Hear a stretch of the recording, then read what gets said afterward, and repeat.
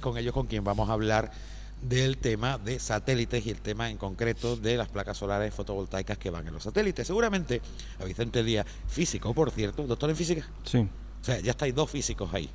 Vicente Díaz tiene la empresa del Vic-Uronova, en el Parque Tecnológico de Andalucía, en Málaga, y Laura Calderón, del Vic-Uronova, pues ha venido a traernoslo, has sido tú. Efectivamente, Javier. Para no perderme. Dedicamos a acompañar a nuestras empresas alojadas y es un placer estar aquí. Sí, es que soléis hacer eso, ¿no? Llevarlos normalmente a... Sí, intentamos darle visibilidad y en la medida que podemos apoyar la difusión de todos los desarrollos que hacen. Y bueno, DHV no es porque estén aquí, pero es una empresa muy potente y que está pegando muy fuerte ahora en su mercado y es un placer acompañarlos. Hay que decir, antes de que se me olvide, que nuestro querido amigo Víctor Muñoz no está con nosotros hoy porque está en Bruselas. Supongo que esta hora ya no estará trabajando, pero bueno, han tenido que ir a Bruselas, vuelve hoy, pero ya no llegaba a tiempo del programa. Así que bueno, para cuando Víctor vea el vídeo, pues digo, te echamos de menos. Vicente, seguramente se buscan en nuestro canal de YouTube podrán verte. De hecho, hicimos hace ya tiempo una entrevista contigo de células fotovoltaicas de alta eficiencia. Correcto. Tú ahora tienes una empresa que se llama DHV, ¿no? Sí. En la que fabricáis placas solares específicas para satélites artificiales. Sí, bueno. Yo te quería preguntar, ¿cómo se le ocurre a una empresa en España? Bueno, pues voy a montar una empresa para fabricar placas solares para satélites. Es un poco fuerte, ¿no? Bueno, hombre, planteado así, obviamente suena un poco raro, extraño, espectacular o extremadamente friki, ¿no? Bueno, nosotros somos tres fundadores, soy uno de los tres fundadores de la compañía y bueno, es una idea que realmente ya estaba un poco en el cajón de hacía tiempo, ¿vale? Es decir, no llegamos ahí de casualidad, sino que realmente era un planteamiento ya analizado profundamente y, como bien comentas, digamos, esa experiencia previa en células solares de alta concentración es la que nos lleva a este campo, porque realmente ese material, ese semiconductor, era exactamente el mismo que se utiliza en los paneles solares para satélites, ¿no? Como ya comentamos en otra entrevista que tuvimos aquí en el programa, recordarás que hay distintos mercados y nosotros estamos enfocados inicialmente en el mercado de órbitas bajas, que estrictamente hablando... De 1.500 y 36.000. Entre 150 kilómetros y 1.500... 150 ya cuentan órbitas bajas. Sí, lo que ocurre es que realmente ahí hay poca vida, es decir, que el satélite cae rápido y bueno, prácticamente se lanzan desde unos 400 y pico kilómetros, que es la altura de la Estación Espacial Internacional, hasta 800 y pico, más o menos, son las órbitas en las que se manejan este tipo de satélites y hay un mercado muy interesante, está eclosionando y entonces estamos muy pendientes de misiones que prácticamente están entre los 2 y los 5 años de vida y nosotros lo que hacemos es proporcionar, como tú bien apuntabas en el principio, los paneles solares que cuando el satélite es iluminado por el sol generan energía eléctrica que cargan las baterías que alimentan la electrónica del satélite para la aplicación que tenga. Yo antes de hablar un poco del tema de las órbitas y los satélites y la tecnología, me gustaría poner en antecedentes al resto de la audiencia, ¿no? Vosotros empezasteis hace 2 años y algo. Creo que la entrevista anterior que tuvimos en Mundo Digital, no la que estás tú conmigo explicándome lo de las placas, las células fotovoltaicas, que eso fue ahora como que 4 años. 4 años, así, ¿vale? Pero en el programa estuviste ahora 1 año y medio. Año y algo, sí. No sé, o sea, si acababais de empezar. Yo sé que vosotros teníais una previsión de crecimiento para decir, bueno, vamos a prepararnos, vamos a empezar y en 2 años igual tenemos nuestro primer pedido. Sí. Creo que no ha sido así. Bueno, efectivamente, como bien apuntas, la estimación inicial que hacíamos, como podéis imaginar, un sector complicado, en el sentido de que aunque tú puedas demostrar que haces bien las cosas en tierra, pues alguien tiene que confiar en ti en una misión que realmente requiere pues, unificar muchísimo esfuerzo y importes económicos elevados. Alguien tiene que confiar que tus paneles van a funcionar para alimentar la batería, pues si no, como podréis imaginar, la alimentación del satélite estaría comprometida y por lo tanto la misión sería un desastre, ¿no? Bueno, pues afortunadamente nos constituimos en noviembre del 2013 y en marzo del 2014 tuvimos el primer encargo. O sea, a los poquitos meses, ¿no? Sí, 2 meses fue providencial, francamente, hay que comentarlo así. Estuvimos en el momento adecuado, en el sitio adecuado y dimos con una oportunidad que cogimos. Pudimos hacer un trabajo interesante que cristalizó con el lanzamiento en junio del 2014, es decir, tenemos los primeros paneles volando desde el espacio ya hay paneles vuestros, a 650 kilómetros desde ese momento Y bueno, realmente tenemos un contacto muy fluido con el cliente va a volver a lanzar a principios del 2017 y ha vuelto a confiar en nosotros, es decir, tenemos los tienes desde el 2014, ¿no? Desde 2014, estamos ya 2016, casi a 22 meses. Sí. O sea, lo bueno es que sigue funcionando. Sí, sigue funcionando. Esa es la prueba de fuego, ¿no? Sigue funcionando, la telemetría del satélite así lo indica, es decir, las baterías se cargan cuando ellos realmente han desarrollado la telemetría para poder identificar, obviamente, muchos parámetros, entre ellos pues el estado de carga de las baterías y sí, realmente aprecian que cuando el satélite sale del eclipse, pues realmente los paneles funcionan, cargan las baterías hasta que... Vale.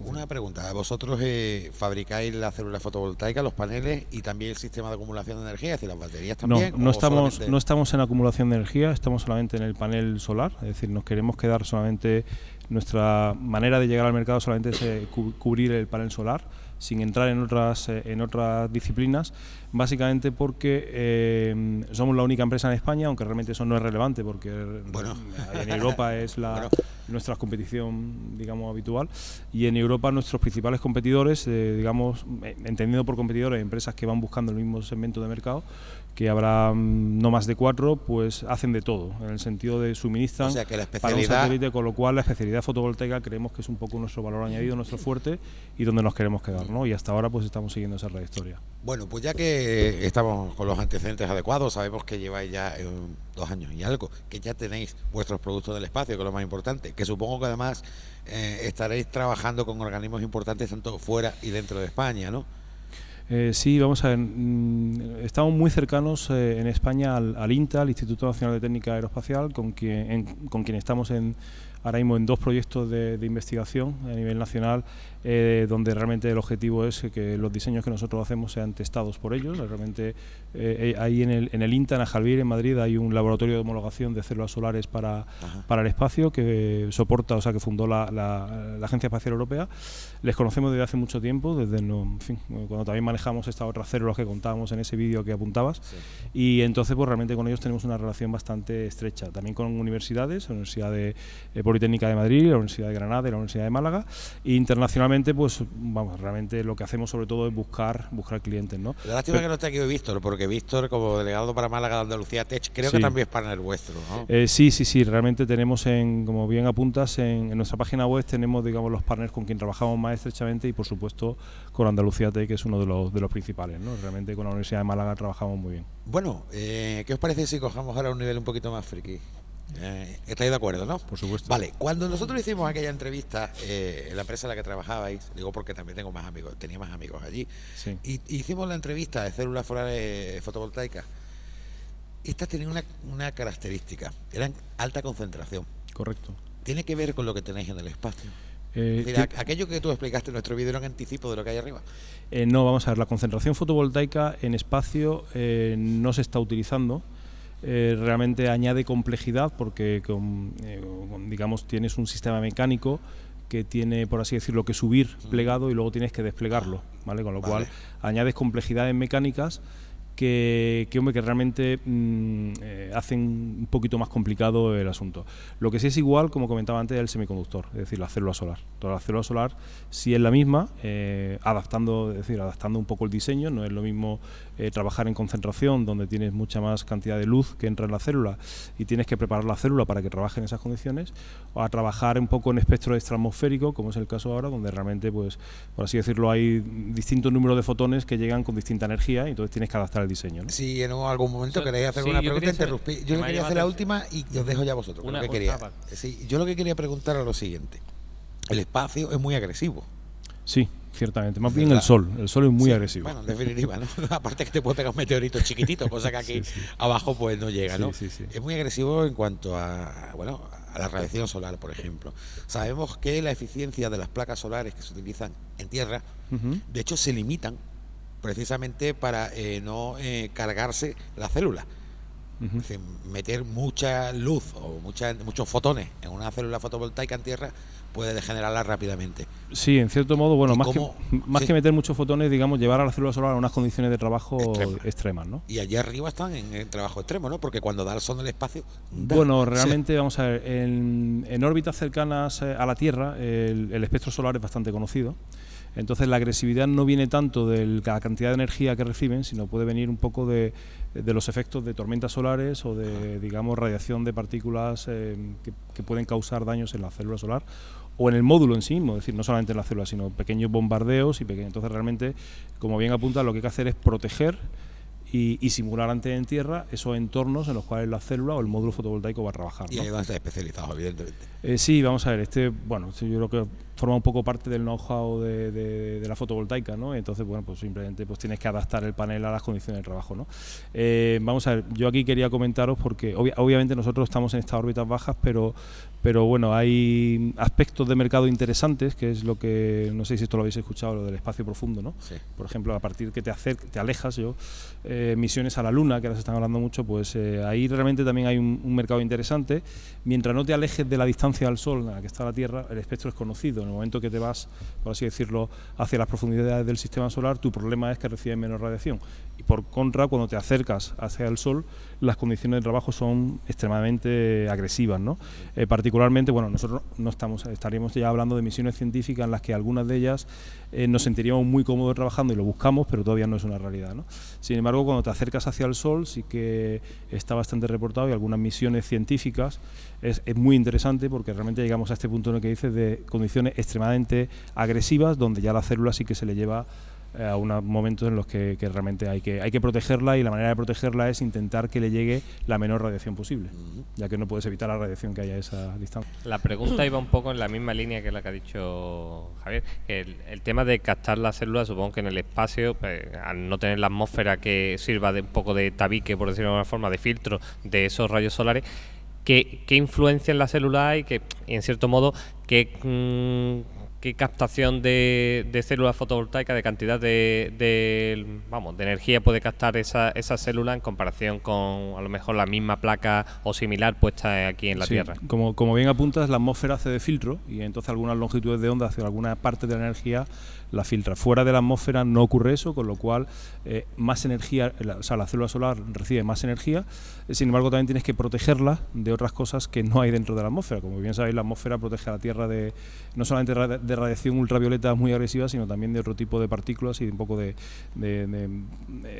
bombardeo de protones, electrones que realmente afectan, ¿no? Entonces, a la célula solar hay sobre todo que protegerla de ese tipo de agresiones, ¿no? O de oxígeno atómico, que realmente lo que hace son, pues, como hacen daños en lo que es la estructura cristalina de la célula solar, de tal manera que la célula solar va perdiendo eficiencia porque se va deteriorando. De hecho, digamos, cuando tú estás en una misión de estas características, bien sea de 2, 5 o 15 años, como los satélites de comunicaciones, generalmente los parámetros técnicos que se dan del panel solar cuando empieza su vida es el BOL, ¿no? El Beginning of Life, tiene más potencia, y entonces tú tienes que ya reportar por año de trabajo cuál va a ser la degradación del panel hasta que llegues el final de la vida, el EOL, ¿no? El End of Life. Entonces, bueno, realmente ya se asume que por mucho que tú protejas, siempre vas a sufrir un bombardeo, fundamentalmente de protones y electrones de una determinada energía, que es lo que te va a causar un daño severo. Entonces, eso está estudiado, está tabulado, y más o menos se protege y se asume que durante la vida tal. En una misión de 2 años, obviamente, por lógica tienes que proteger menos, o el cliente te acepta más que en una misión de 15 años. Imaginaros, pues, el Meteosat o operadores como Hispasat, que realmente están basando, más bien Hispasat, un negocio muy grande en proporcionar comunicaciones, y hace una inversión muy grande, pues, para que te aguante 15 años. Pues, obviamente, pues tienes que, son satélites muy caros, tienes que proteger muy bien no solamente el panel solar, sino todo lo que realmente rodea al satélite, incluso la electrónica de dentro, pues para que te aguanten esas condiciones, ¿no? Muy agresivas. Y sin meterte mucho en cosas muy, muy, muy técnicas, ¿cómo se protegen? Bueno, básicamente básicamente le tienes que poner, por simplificar, capas encima, capas transparentes para que permitan el paso de la luz como es natural, pero que te hacen de pantalla. O sea, básicamente, por simplificar lo que la atmósfera hace a los que vivimos en la Tierra, pues intentar hacérselo al panel solar, ¿no? Básicamente es eso, ¿no? Y luego, pues, por ejemplo, en la Agencia Espacial Europea hay un restos del Hubble, ¿no? Cuando bajaron los paneles solares del Hubble, y bueno, pues había micro orificios que habían atravesado el panel solar de pequeñas partículas que lo habían atravesado y que realmente se pensaba que eso, bueno, realmente, por así decirlo, por establecer una comparativa, se había cauterizado, o sea, no había cortocircuitado la célula solar. Sin embargo, cuando una parte de este bombardeo de una partícula pequeña impacta sobre una soldadura de una célula con su célula adyacente, pues ahí realmente sí te puede producir un problema en la soldadura, en la conexión eléctrica, con lo cual, pues como si bombardeas un cable y lo cortas, pues finalmente la pila, por así decirlo, se rompe, ¿no? Pues algo similar, ¿no? Pero hay que protegerlo con capas. Eso es imprevisible, entonces, quiere decir que... Bueno, hombre, la casuística del bombardeo, tú no sabes cuándo va a ocurrir. Lo que sí puedes hacer es, digamos, pues proteger con una serie de químicos y una serie de elementos que te ayudan te alargan la vida, por así decirlo. O sea, no es en fin, una misión espacial la garantía 100% pues nunca está, ¿no? Tienes que poner sistemas redundantes. En el tema de los paneles solares, sobre todo para misiones largas, lo que se hace es proteger un poco el panel y caracterizarlo en tierra, es decir, someterlo a pruebas de vibración, ciclos térmicos, determinadas pruebas digamos, de adherencia de los materiales que pone para que esté seguro que, sobre todo vibración, como podréis imaginar, el momento del despegue es el más crítico, con lo cual los test de vibración son importantes. Tanto más agresivos se hacen, cuanto más tienes que asegurar la misión es más importante, ¿no? Una misión de órbita baja, pues obviamente el lanzamiento es igual, pero realmente los requisitos de duración hacen que los test sean algo menores. ¿Cómo surgió el que decidisteis iros por ese camino y no por otro cualquiera, como, no sé, hacer placas solares normales para las casitas de campo? Bueno, vamos a ver, es que esto es un tema casi filosófico. La energía solar fotovoltaica en el mundo pues está en manos asiáticas ahora mismo, ¿vale? Con lo cual ahí es una commodity y bueno, pues aquí podríamos estar hablando en varios programas y os aburriría seguro, ¿no? Entonces, bueno, realmente hay que buscar aplicaciones, digamos, un poco más de nicho, un poco más específicas y sobre todo cambiar mercado. Entonces, a nosotros nos atraía, punto uno, el cambio del mercado. Eso nos hacía retraernos a empresas anteriores en las que habíamos trabajado. O sea, yo particularmente no soy el único fundador, con lo cual, pero bueno, en este caso hablo por mi experiencia. Yo estuve 11 años en Indra, con lo cual el ambiente de proyectos más de defensa y militares era algo que también atraía, ¿no? Entonces, bueno, volver un poco a ese tipo de mercados y hacer uso de una experiencia en células solares que se utilizaban en satélites, que esa la teníamos los fundadores, ¿no? Entonces, pues por ahí realmente surgió la idea. La idea estaba un poco en la cabeza de hace años. Lo que pasa que, bueno, en la vida llega un momento en que las circunstancias te ponen la tesitura y, bueno, era una idea interesante a explorar. Y además nos ocurrió una cosa muy, bueno, a medida que contamos esta idea a gente especializada nos quitaban un poco la idea de la cabeza, lo cual nos hacía reafirmarnos más. Y bueno, pues oye, realmente es un pequeño, supongo que a todos vosotros os habrá ocurrido en algún momento que os quitan ideas de la cabeza. A nosotros es un poco un revulsivo. Y bueno, hombre, pues también es un poco un reto, ¿no? Es decir, si funcionaba iba a ser muy interesante y si no funcionaba, pues siempre teníamos tiempo de buscar trabajo en otro sitio. Bueno, ahí te entiendo perfectamente porque, por ejemplo, a mí cuando me dijeron que el hacer el colegio con 0 euros pues era imposible, pues fíjate, aquí está. Y aquí está. Bueno, pues enlazando con el tema que ha comentado Paul, hay tantos satélites, dos preguntas, ¿hay tantos satélites como para tener mercado estable? Porque desde el momento que un satélite ya el cliente lo has perdido y no sé si habrá tantos clientes como tantos satélites. Y luego la segunda pregunta es el tema de la innovación para estar por encima de los competidores. Vosotros que sois doctores en física, ¿entendéis? ¿Qué innovación estáis planteando ahora para estar por encima de los competidores? Bueno, punto uno. Nosotros somos una empresa pequeñita, con lo cual con unos costes de estructura muy controlados. Entonces, bueno, pues realmente no necesitamos producir todos los días muchos paneles. Es un concepto distinto, un concepto. Porque digamos, vosotros más los fabricáis, ¿no? Sí, nosotros los fabricamos. Un detalle que no habíamos un concepto un poco de boutique, ¿no? O sea, un poco entonces, bueno, realmente hay pocos clientes, pero bueno, lo que es muy importante es que si haces una operación en espacio funcione bien. Como he comentado antes, afortunadamente el cliente primero ha repetido con nosotros. Se ha repetido en el sentido de que ha confiado, hemos firmado el acuerdo, aunque el satélite se lanzará en principio del 2017, ¿no? Entonces, bueno, y hemos firmado ahora a final de diciembre. Entonces, bueno, realmente lo que es importante es hacer un nombre, una pequeña marca, ¿no?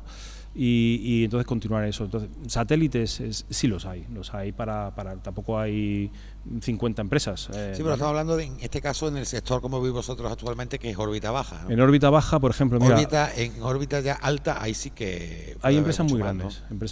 Empresas, digamos, mercado institucional, ¿no? En el sentido de que, bueno, pues puede haber 4 o 5 empresas europeas, otras 3 o 4 americanas, que se pueden repartir un poco el negocio y obviamente con toda humildad y con toda modestia, eso siempre está en el objetivo, lo que pasa es que hace falta años para llegar, ¿no? Y luego realmente, como decía, lo importante es ir creando un poco marca y quitarle negocio pues a nuestros competidores. No deja de ser un mercado en el que hay que competir, ¿no? Afortunadamente ahora pues hemos tenido un momento interesante en febrero en el que se nos ha metido en un informe que hace la NASA para pequeños satélites. Entonces, si alguien, por ejemplo, una universidad o una startup quiere hacer un satélite, que los hay, y se quiere nutrir un poco de documentación, pues ahora en un informe que ha generado uno de los laboratorios de la NASA, que expone, digamos, actualiza las tecnologías disponibles para pequeños satélites, pues aparecen en el tema de solar arrays, de paneles solares, 3 compañías americanas y 3 europeas, y una somos nosotros, ¿no? Y además nos pone un TRL8, es decir, un nivel del mercado ya el máximo es 9, aunque realmente por esto tenemos 9, ahí nos ha puesto un 8, pero está muy bien porque realmente ese es el camino, ¿no? O sea, hay un poco en ese sentido, ganando un poco paso a paso, porque no hay atajos, en este mercado no hay atajos. Y respecto al tema de la innovación, pues obviamente, ¿qué es lo que el cliente quiere? El cliente generalmente la corriente de pequeños satélites es una corriente en la que pretende reducir el coste de los satélites para fomentar más lanzamientos. Entonces nosotros nos estamos enfocando en un estándar que es muy conocido, que se llama CubeSat, que prácticamente son satélites de 10 centímetros por 10 o 10 por 30, ¿no? Más o menos en distintas, y entonces ahí se embute electrónica. Entonces, claro, como podéis imaginar, el nivel de miniaturización de la electrónica es grande. La gente dice, oye, yo puedo hacer más cosas en menos espacio, pero todo el mundo quiere más potencia. Entonces, claro, por un lado dice, oye, voy a hacer un satélite pequeño para disminuir los costes de lanzamiento, pero ese satélite va a hacer muchas cosas y quiero mucha potencia. La potencia pues necesita mucho área. Entonces, ¿cómo consigues más potencia? O bien aumentas la eficiencia de la célula solar, que no es baladí, ni es fácil ni inmediato, y eso que estamos hablando ya del 30% en el espectro extraatmosférico, o bien genero más superficie de captación, ¿no? Pues obviamente nuestra, digamos, idea o nuestros trabajos de I+D, de innovación y de poner el producto al mercado van en el camino de, oye, yo te ofrezco más vatios por menos dinero.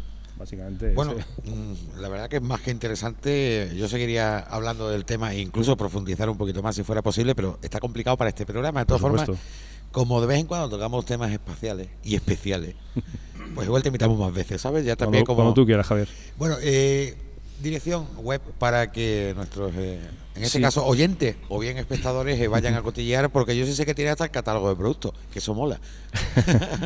Sí, vamos a ver, nuestra web es www.dhvtechnology.com. ¿De acuerdo? Entonces ahí podéis ver quiénes somos, parecemos hasta retratados, lo que hacemos y nuestra línea de negocio, que no solamente es espacio, lo que pasa es que espacio es muy mayoritaria. Bueno, Vicente, muchísimas gracias. Muchas gracias a ti, Javier, como siempre. Y a Laura Calderón por traerte. Gracias, recordamos Javier, por invitarnos. Vicente está en el Parque Tecnológico, tiene la empresa en el PTA, en el edificio Vic Euronova. Así es. Y bueno, lo importante, lo que he dicho antes, por si alguno no lo ha oído, que también lo fabrican, es decir, no solamente investigan y desarrollan, sino que también producen, que eso es lo importante. Y la única empresa en España. Muy bien, muchas gracias, Javier. Pues a ver si seguís creciendo y el año que viene, pues, no sé. A ver si estamos aquí. No, ya hacemos el satélite completo. No, yo creo que el mercado es el que habéis definido muy bien. Sí. Y sobre todo porque no hay competencia y tenéis una experiencia acumulada en el tema de placas fotovoltaicas, que además yo invito a que en nuestro canal de YouTube busquen células fotovoltaicas de alta concentración. Y lo verán ahí, a lo mejor, no sé si ya por aquella época se le había ocurrido la idea, no lo sé, pero a lo mejor es un poco la semilla de lo que sois ahora. Muy bien. Pues muchísimas gracias. Muchas gracias a ti, Javier.